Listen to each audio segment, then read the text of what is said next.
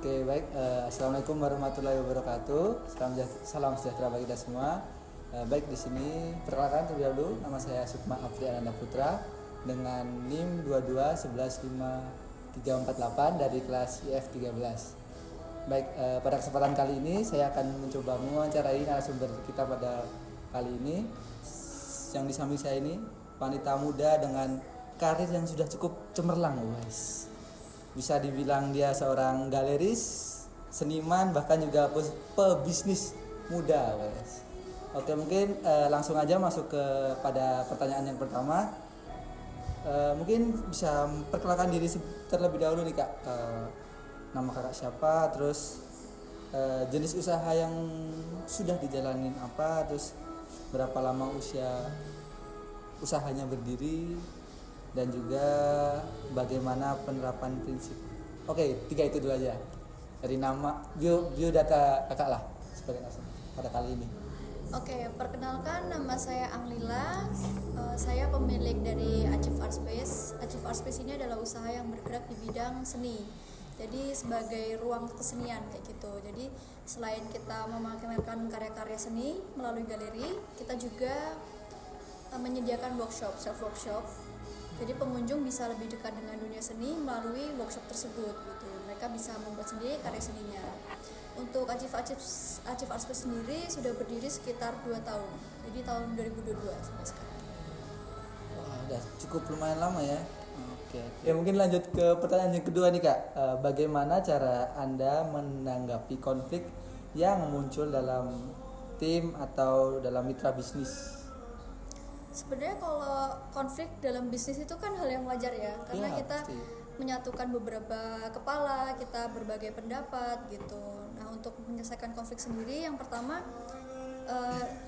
dalam konflik sendiri itu kan biasanya emosinya nggak stabil gitu kan, jadi marah sama marah. Nah, untuk menyelesaikannya kita lebih baik meredam dulu, mungkin kayak dikasih waktu untuk berpikir satu sama lain. Nah, kemudian ketika sudah agak tenang, kita bisa kumpulkan, lalu kita berbicara dari hati ke hati gitu untuk apa yang diinginkan, ekspektasi mereka seperti apa, lalu salah kita seperti apa, kayak gitu. Dengan begitu kita bisa mencari apa letak kesalahannya dan bagaimana cara keluarnya. Oke, mungkin itu bisa jadi masukan buat saya juga sih nanti mungkin kalau ada konflik-konflik dan sebagainya gitu. Mungkin ini lagi ada pertanyaan lagi, apa strategi utama Anda untuk bentar. Agak susah nih, libet sorry. Apa strategi utama Anda yang Anda gunakan dalam memanajemen konflik?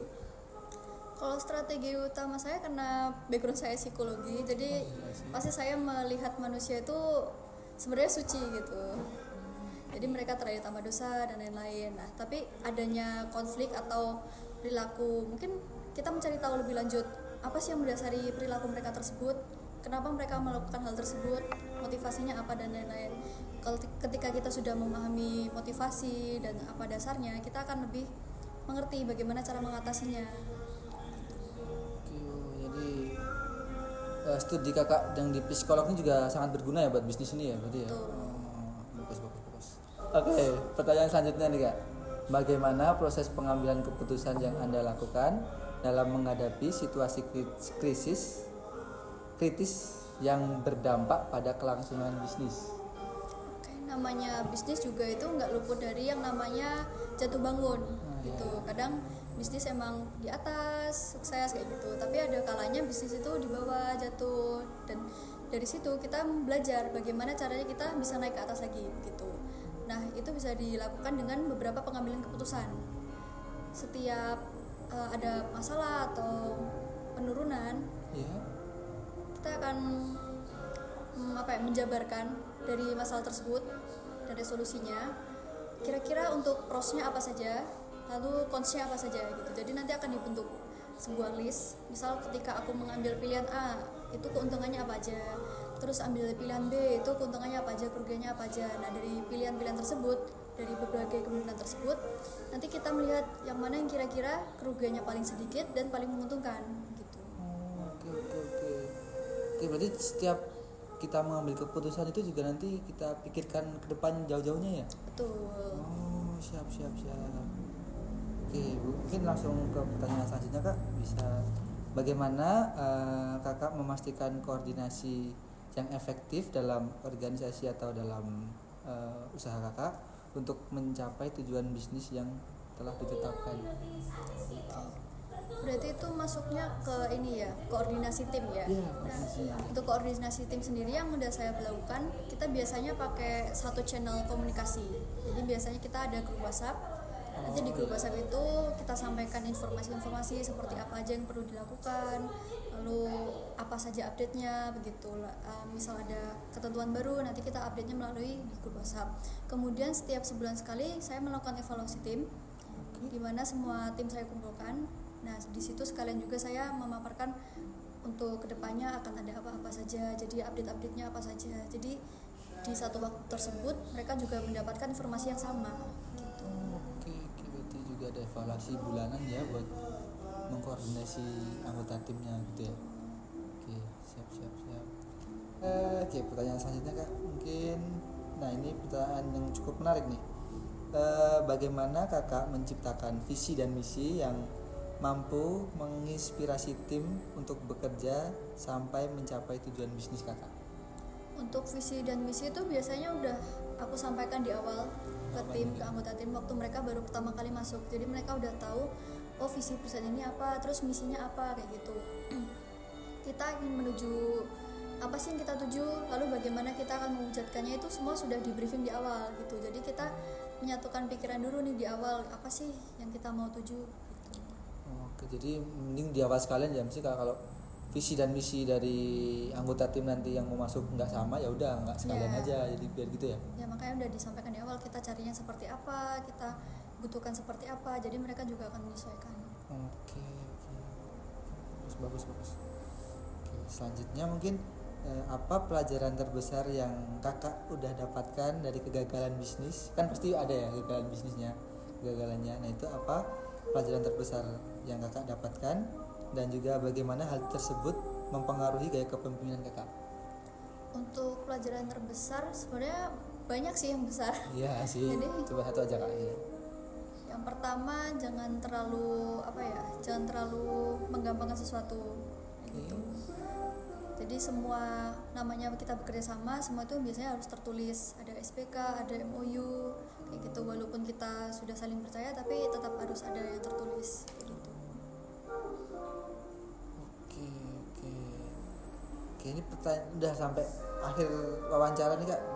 Pertanyaan terakhir nih, mungkin bisa Kakak memberikan saran untuk kami, salah satunya saya, mahasiswa yang ingin memulai bisnis nih, khususnya dalam mengembangkan spiritual quotient dan membangun kepemimpinan yang berkelanjutan. Oke, sebenarnya untuk kemampuan leadership sendiri ini kan udah dari lama ya, harusnya kan, dari mulai organisasi kampus, terus dalam organisasi kampung mungkin itu juga bisa. Nah, itu mungkin perlu dilatih lagi sih buat teman-teman yang mau berorganisasi kayak gitu. Karena mau nggak mau ketika kita membangun sebuah bisnis, kita harus menjadi leader dalam suatu tim kayak gitu. Itu bisnis kamu ya, kamu yang harus bisa menggerakkan kayak gitu. Untuk setiap orang sebenarnya punya cara kepemimpinan yang beda-beda, itu disesuaikan aja. Yang penting misal aku lemah lembut, aku nggak bisa marah, tapi aku bisa tetap tegas kayak gitu. Jadi aku tetap memberlakukan adanya surat peringatan, hukuman, itu tetap ada, reward tetap ada gitu. Oke, mungkin pesan-pesan kecil lah Kak buat para mahasiswa yang ingin memulai bisnis tuh apa ya, wanti-wantinya lah, mungkin yang bisa dikasih. Wanti-wantinya yaitu sih tadi, mungkin hati-hati kalau mau bekerja sama dengan orang, mau yang itu mereka bekerja di dalam timmu ataupun kamu bekerja sama dengan pihak luar, itu harus hati-hati gitu.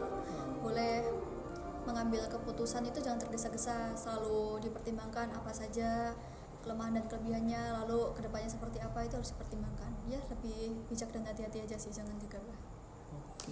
Oke, mungkin udah banyak banget nih insight tentang bisnis yang sudah saya dapatkan nih Kak. Mungkin segitu aja sih Kak untuk pertanyaan-pertanyaan yang ingin saya tanyakan tentang bisnis Kak. Oke, baik, mungkin seperti itu tadi wawancara saya dengan Kak Angli, salah satu wirausahawan bisnis bahkan galeris tadi, mengenai tentang bagaimana menjadi seorang pemimpin dalam sebuah bisnis yang baik itu seperti apa, dan bagaimana mungkin bisa dicermati lagi di video. Mungkin sekian wawancara yang dapat saya sampaikan, banyak kurangnya saya selaku moderator mohon maaf. Saya akhiri, wassalamualaikum warahmatullahi wabarakatuh. Terima kasih kakak. Terima kasih Bud. Oke.